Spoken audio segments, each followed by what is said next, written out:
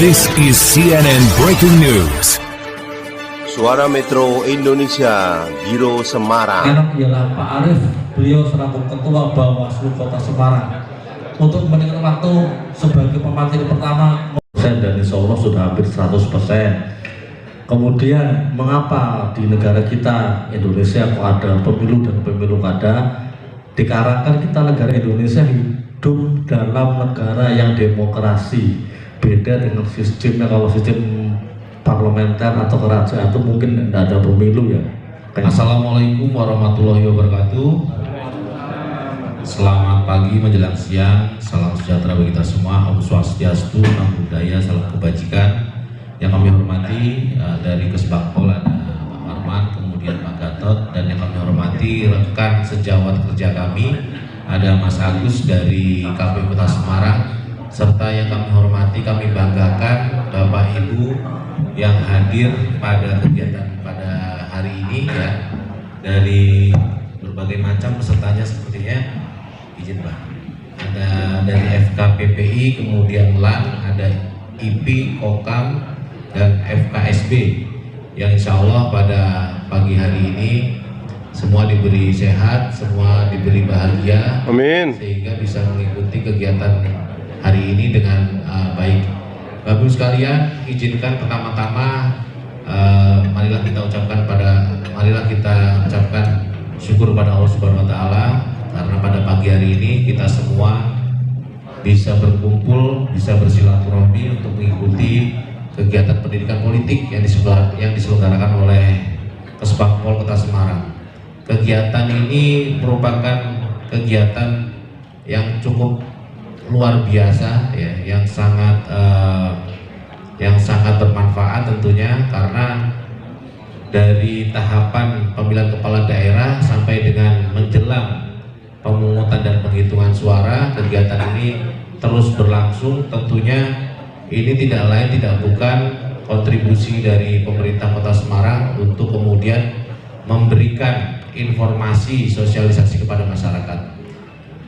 Dan selanjutnya Bapak Ibu sekalian, izinkan kami memperkenalkan diri. Saya Arif Rahman dari Bawaslu Kota Semarang yang diminta pada pagi hari ini untuk memberikan sosialisasi kaitannya dengan apa dan bagaimana ya di tahapan kampanye. Karena hari ini Bapak Ibu sekalian mungkin sudah mengetahui ya, bahwa ini sudah masuk tahapan kampanye, kurang lebih sekitar 40 hari lagi ya akan memasuki hari pemungutan dan penghitungan suara. Sampun pirsa nggih, pemungutan dan penghitungan suara di tanggal berapa? Tanggal 27 November tahun 2024. Saya izin berdiri Bapak Ibu sekalian karena slide-nya ada di samping jadi saya nggak kelihatan. Bapak Ibu yang kami hormati, perlu Bapak Ibu ketahui, kita bersama ketahui ya, dalam konteks pelaksanaan pemilihan kepala daerah ya.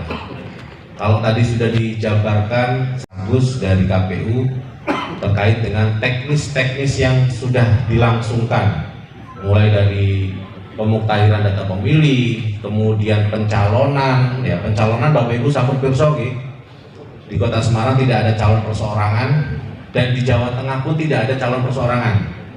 Beberapa waktu yang lalu ada di Kabupaten Brebes ya, kemudian di Sukoharjo, itu mereka dalam proses pemenuhan syarat dukungannya tidak memenuhi syarat sehingga tidak bisa mengikuti kontestasi pelaksanaan pemilihan kepala daerah.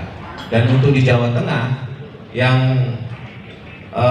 kontestasi pemilihan kepala daerahnya itu pasangan calon tunggal, itu ada di 3 wilayah. Ada di Brebes, kemudian di Banyumas, satunya lagi Sukoharjo. Dan di Kota Semarang sudah pernah punya pengalaman itu nggih Bapak Ibu sekalian nggih. Di tahun 2020. Di tahun 2020 di masa pandemi di Kota Semarang hanya ada 1 pasangan calon tunggal. Nah, berbeda dengan pemilihan kepala daerah di tahun 2024 ini, untuk di Kota Semarang ada 2 pasangan calon, sama seperti pelaksanaan pemilihan gubernur dan wakil gubernur. Nah, Bapak Ibu sekalian, saya ingin coba meng-highlight terkait dengan apa saja kemudian kerawanan ya, permasalahan yang sekiranya timbul, dan ini bisa menjadi arena ya mitigasi untuk kita bersama. Karena nggak mungkin Bapak Ibu sekalian kalau pengawas pemilu atau penyelenggara pemilu tidak merangkul, tidak mengajak masyarakat untuk kemudian ya bersama-sama berpartisipasi. Berpartisipasi di sini tidak hanya mungkin menggunakan hak pilihnya nanti di tanggal 27 November, juga kami harapkan partisipasinya Bapak Ibu sekalian bisa memberikan informasi, bahkan laporan kepada kami ya. Jajaran kami ini sudah terbentuk sampai tingkat kelurahan. Jadi silakan Bapak Ibu sekalian, kalau kemudian merasa ada potensi dugaan pelanggaran yang terjadi di wilayah Bapak Ibu sekalian, silakan bisa dikonsultasikan terlebih dahulu ya, atau bisa langsung disampaikan dalam bentuk laporan. Konsultasi bisa di jajaran kami di Panwaslu Kecamatan. Tanyakan aja, Pak, kira-kira Pak, Bu, Panwas gitu ya, kalau seperti ini kira-kira bagian dari pelanggaran boten. Nah, kalau pelanggaran ini saya ingin melapor, nanti disampaikan itu apa yang harus dipenuhi, mulai dari kronologinya ya. Kemudian ada syarat formil material ya. Syarat formil itu berarti Bapak Ibu kalau bersedia menjadi pelapor berarti harus bersedia menyerahkan identitasnya ya, termasuk saksi dan sebagainya. Karena Bapak Ibu sekalian ya, kalau kemudian proses pelaksanaan pemilihan kepala daerah ini tidak diawasi secara bersama-sama, berpotensi Bapak Ibu sekalian bahwa proses ini tidak legitimate, proses ini tidak berintegritas. Jadi kami berharap Bapak Ibu sekalian selain berpartisipasi menggunakan hak pilih nanti di tanggal 27, tapi juga bersedia memberikan informasi bahkan laporan kaitannya dengan potensi adanya pelanggaran di pelaksanaan kepala daerah di Kota Semarang. Bapak Ibu sekalian, saya meng-highlight kaitannya dengan kerawanan masa kampanye.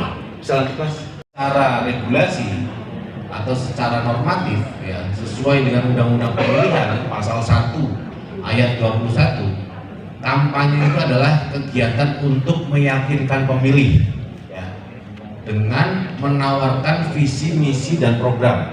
Ya. Meyakinkan pemilih dengan menawarkan visi, misi, dan program. Nah, terkadang Bapak Ibu sekalian, praktek kegiatan kampanye yang berlangsung di wilayah Bapak Ibu ya, itu tidak mencerminkan visi misi program. Jadi terkadang hanya intinya jangan lupa pokoknya nanti di tanggal 27 November. Ini juga menjadi apa ya, menjadi hal yang kemudian bisa Bapak Ibu tanyakan. Jadi kalau ada kegiatan kampanye silakan Bapak Ibu tanyakan kepada pasangan calon atau tim sukses yang melakukan kegiatan tersebut untuk menanyakan kira-kira visi misinya apa, programnya apa, sehingga itu bisa menjadi referensi Bapak Ibu sekalian untuk menentukan sendiri. Merupakan kegiatan untuk meyakinkan ya, dengan menawarkan visi misi. Selanjutnya Mas. Nah, di dalam kampanye Bapak Ibu sekalian, ini tidak serta-merta dibebaskan begitu saja. Ya. Di dalam kampanye itu ada pengaturan-pengaturan yang itu berpotensi pada pelanggaran, sehingga di dalam ketentuan regulasi ada larangan-larangan. Nah, larangan-larangan yang pertama seperti Undang-Undang Dasar Negara Republik Indonesia ini menjadi bagian yang dilarang. Apa? Tidak mendukung adanya Pancasila itu bagian dari yang dilarang. Selanjutnya menghina seseorang, agama, suku, ras, golongan. Ini juga menjadi bagian dari yang dilarang. Nah, di Kota Semarang ini memang sudah mulai muncul benih-benih seperti itu Bapak Ibu sekalian ya. Mempersoalkan perbedaan agama dan sebagainya. Ini juga potensi bagian yang dilarang di dalam kampanye. Dan ketentuan larangan ini itu tidak hanya mengacu pada pasangan calon, tim sukses, relawan. Ya. Jadi setiap orang yang kemudian memberikan pernyataan ya yang mengarah kepada isu sara itu berpotensi melanggar dan itu dapat dipidana. Ya. Karena ketentuan di Undang-Undang Pemilihan itu adalah setiap orang, bukan lagi hanya terbatas paslon, tim kampanye, relawan. Tidak hanya sebatas itu, tapi setiap orang. Jadi kalau sekiranya Bapak Ibu sekalian mengetahui ada pihak-pihak yang memberikan pernyataan ya, pernyataan terkait dengan ajakan memilih ya terhadap paslon tertentu yang berbeda agama ya, ini bisa kemudian dilaporkan Bapak Ibu sekalian. Ini kami ingin sampaikan. Kemudian melakukan kampanye berupa menghasut, memfitnah, mengadu domba. Ini pun sama ya, menjadi bagian yang dilarang di dalam kegiatan kampanye. Kemudian merusak atau menghilangkan alat peraga kampanye. Ini juga menjadi bagian yang dilarang. Nah, beberapa hari yang lalu Bapak Ibu sekalian, kami di 16 kecamatan itu mendapatkan laporan. Ada di 6 kecamatan ya, tetapi di sini laporannya itu tidak memenuhi syarat formil. Karena di situ tidak bisa menyatakan siapa yang melakukan perusakan alat peraga kampanye. Karena kan nggak mungkin Bapak Ibu sekalian alat peraga kampanye yang terpasang di seluruh kota Semarang ini termonitor, terawasi ya, sehingga kalaupun ada pengerusakan ya, kami berharap laporan itu juga bisa menunjukkan siapa kira-kira ya, atau siapa terlapornya, siapa terduga pengerusaknya, sehingga kami pun bisa kemudian meminta keterangan, bisa meminta klarifikasi kepada pihak-pihak terkait. Itu terjadi di 6 kecamatan.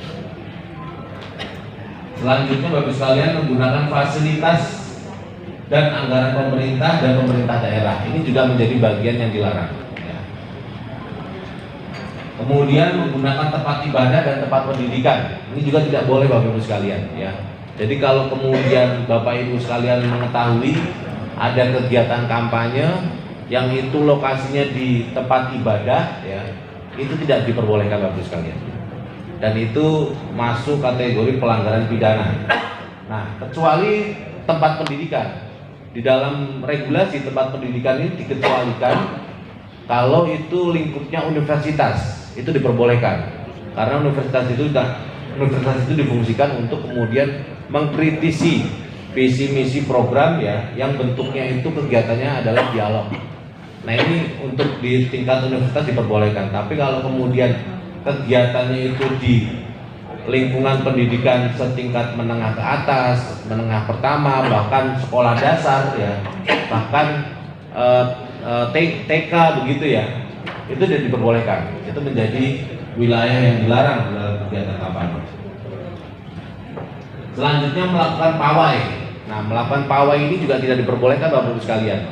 Nah, ini nanti kerjasamanya kami dengan pihak kepolisian ya, terutama nanti apabila ada kegiatan yang sifatnya mengerahkan massa yang banyak, yang biasa kita ketahui adalah rapat umum atau kampanye terbuka ya. Nah, kalau untuk di pemilihan gubernur, kegiatan rapat umum itu dibatasi hanya 2 kali. Kalau untuk pemilihan wali kota dan wakil wali kota itu dibatasi hanya sekali. Jadi bisa dipastikan Bapak Ibu sekalian, kalau kemudian Bapak Ibu mengetahui ada kegiatan yang mengerahkan orang banyak ya di satu tempat, entah itu lapangan ya, itu mengarah kepada kegiatan rapat umum.